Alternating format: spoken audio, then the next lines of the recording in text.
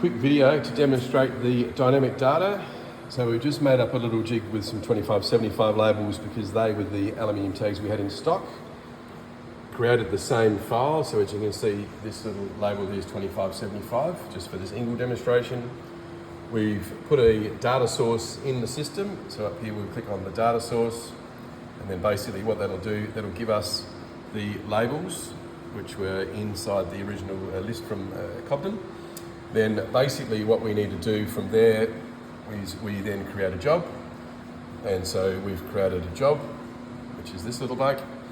When we load this job, what you can see here is we've got a dozen labels on the page, which matches the laser. And then what you can do from there is queue that particular job itself.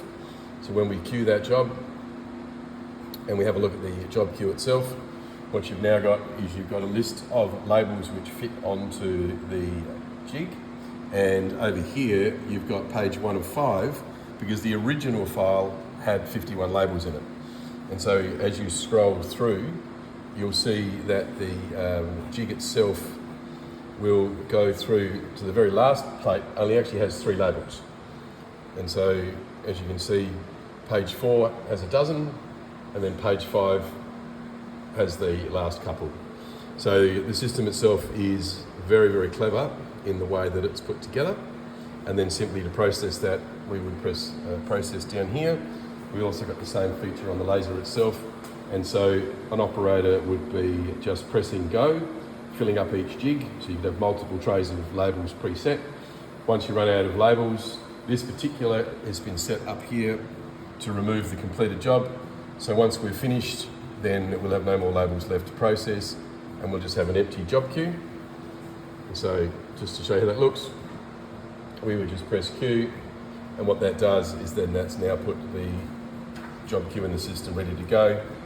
The material is preset, and so all of the materials that you would run, whether that's steel or aluminium, would all be preset, and the settings for those materials are set as well. So it's a very, very nice system for using. Everything gives you the previews, and the process of engraving the labels is pretty quick. Very hard to film because of the speed and obviously through the door, but we'll show you what that looks like. And so as the labels themselves are processed, you can see each label is, this particular one is set to engrave. These are set to 500 DPI, so they're considerably detailed. So we could double the speed. But as you can see, we're going to be producing labels in around 4 or 5 seconds each.